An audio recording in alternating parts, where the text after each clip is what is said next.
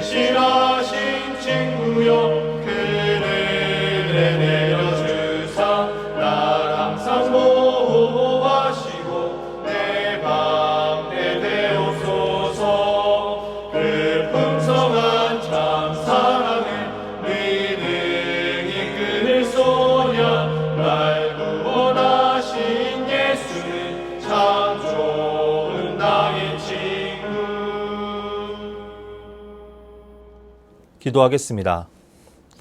사랑해 주님 감사합니다. 오늘도 이 새벽을 깨우게 하시고 말씀의 자리로 우리를 부르시니 감사합니다.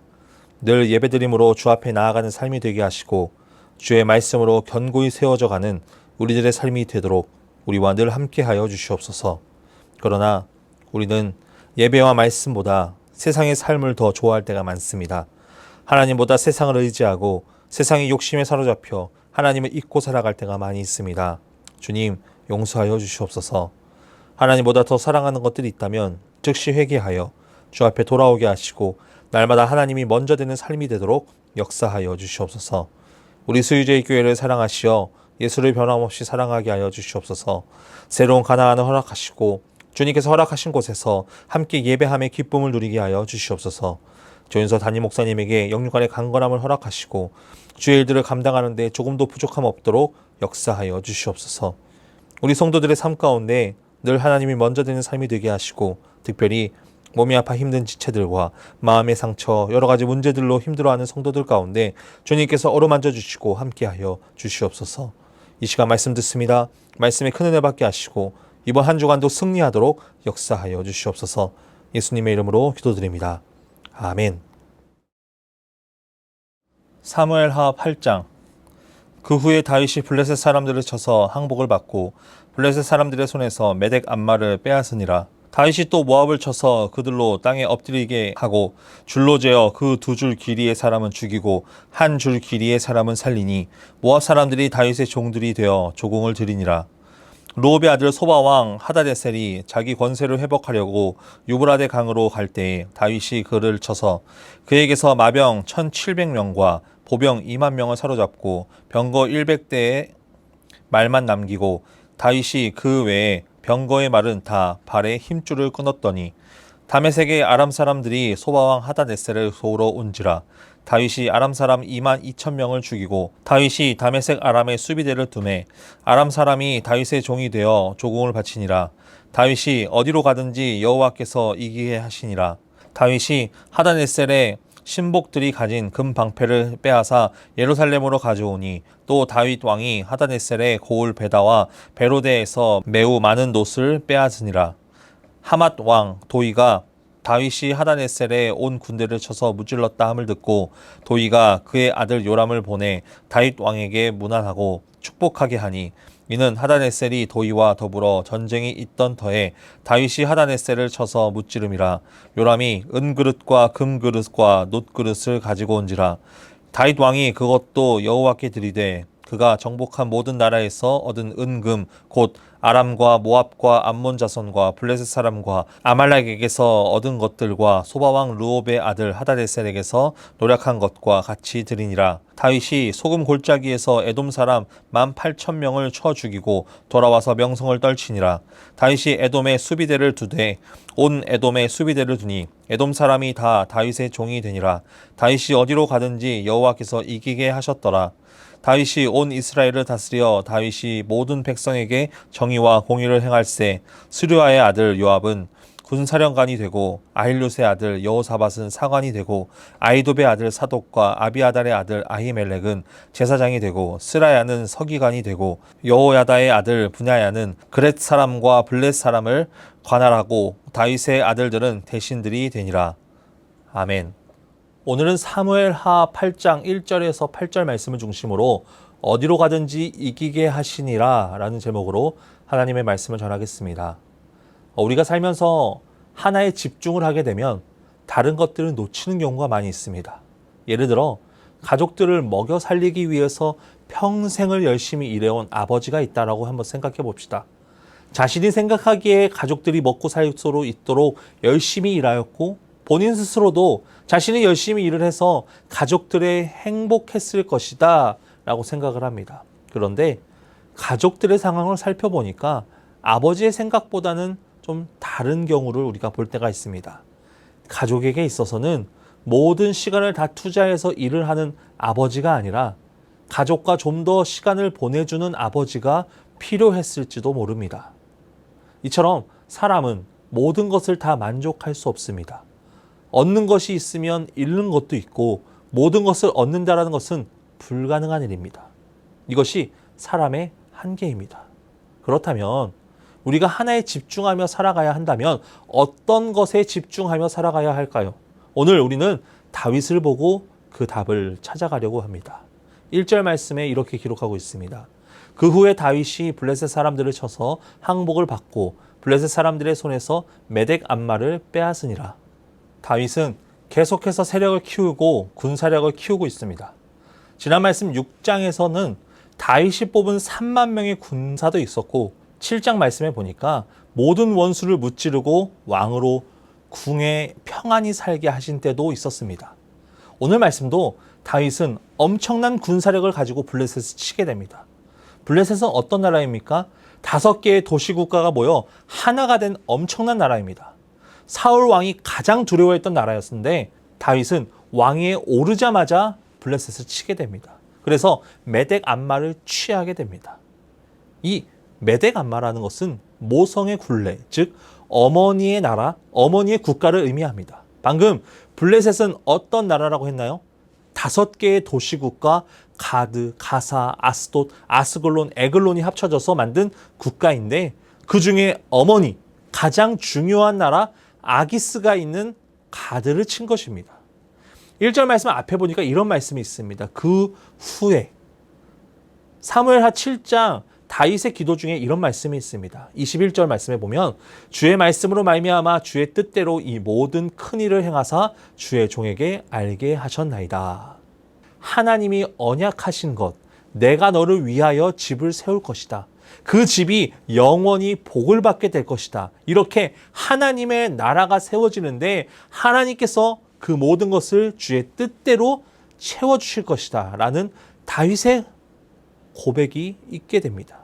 그리고 다윗은 블레셋 중심 이 가드로 쳐들어가서 메덱 암마를 취하게 됩니다. 다윗은 철저히 자신보다 하나님을 의지했던 사람입니다. 그래서 자신이 블레셋에 쳐들어갈 수 있었던 것은 하나님께서 함께 하시기 때문에 가능한 것입니다. 이것이 다윗의 신앙이고 다윗의 믿음이었습니다. 하나님께서 함께 하신다는 그 언약을 붙잡은 사람들은 하나님께 그 길을 열어주십니다. 그것을 믿고 나아가는 우리 성도분들 되시길 간절히 소원합니다. 그런데 2절 말씀부터 조금 다른 말씀이 나옵니다. 2절 말씀에 이렇게 기록하고 있습니다. 다윗이 또 모압을 쳐서 그들로 땅에 엎드려지게 하고 줄로 재어 그 2줄 길이의 사람은 죽이고 1줄 길이의 사람은 살리니 모압 사람들이 다윗의 종들이 되어 조공을 드리니라. 아멘. 2절에서는 모압을 치게 됩니다. 이 모압은 다윗에게 있어서 증조 할머니의 나라입니다. 룻의 나라입니다. 자신의 친족 나라이지만 모압도 동쪽에서 이스라엘을 위협하는 세력이었습니다. 그래서 이 모압을 치게 되는데 조금 독특합니다. 사람들을 엎드리게 해서 줄로 재어서 그 두 줄 길이의 사람은 죽였습니다. 근데 한 줄 길이의 사람은 살립니다. 다윗이 모압을 치는 데 있어서 사람을 죽이고 살리는 기준이 이 사람이 두 줄 사람이다, 이 사람이 한 줄 사람이다 였습니다. 그 당시 전쟁이라고 하는 것은 가장 중요한 것이 사람의 숫자이고 그리고 무기였습니다. 그런데 더 중요한 것은 사람과 무기로 무장한 군사력이 가장 먼저 됩니다. 모압을 쳤는데 모압의 군인들을 데리고 용병으로 쓰거나 노예를 쓰면 이스라엘에게 있어서는 아주 큰 힘이 됩니다. 그런데 왜 다윗은 키 큰 어른을 죽이고 키가 작은 사람은 살렸을까요? 말씀을 조금 더 살펴보도록 하겠습니다. 3절에서 4절 말씀 함께 읽겠습니다. 르홉의 아들 소바왕 하다데셀이 자기 권세를 회복하려고 유브라데 강으로 갈 때에 다윗이 그를 쳐서 그에게서 마병 1700명과 보병 2만 명을 사로잡고 병거 100대의 말만 남기고 다윗이 그 외의 병거의 말은 다 발에 힘줄을 끊었더니. 아멘. 소바는 레바논 북쪽에 다메섹과 아람도 있는 곳이었습니다. 그곳을 다스리는 하다데셀이 자신의 권세를 회복하려고 할 때 그 다윗이 그를 칩니다. 그런데 이번에도 조금 독특한 장면이 나옵니다. 하다데셀에게 있어서 마병 1700대와 보병 2만 명이 있었습니다. 그런데 병거 100대만 남기고 모든 병거의 말, 발의 힘줄을 다 끊어버립니다. 다윗에게 있어서 지금 엄청난 군사력을 가질 수 있는 기회입니다. 병거 1000대가 넘는 것은 나라 하나를 통째로 집어삼킬 수 있는 엄청난 군사력입니다. 어디 가든지 승기를 잡을 수 있는 정도였는데 다윗은 병거 100대만 남기고 모든 병거의 말의 그 힘줄을 끊어버립니다. 왜 그랬을까요?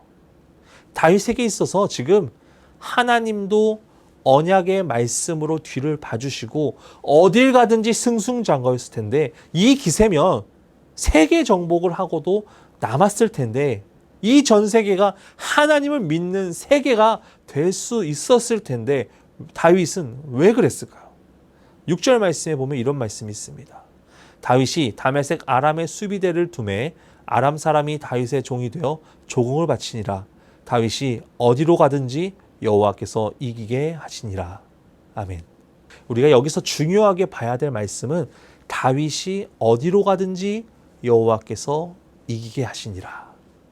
아니, 이 말씀을 보면 다윗이 한 행동의 답은 되지 않았을 것입니다. 다윗이 어디로 가든지 하나님께서 이기게 하셨는데 다윗은 왜 병거를 100대만 남기고 키가 작은 사람을 살렸을까요? 우리는 이 말씀의 핵심을 봐야 됩니다. 여호와께서 이기게 하셨다는 것은 그렇게 하시는 하나님께 다윗이 어떻게 행동하였느냐가 중요합니다. 하나님께서 원하시는 왕의 모습은 우리가 생각하는 모습과 전혀 다른 모습이기 때문입니다. 말씀이 좀 길지만 한번 이 말씀을 읽어보도록 하겠습니다. 신명기 17장 14절에서 16절까지 말씀입니다.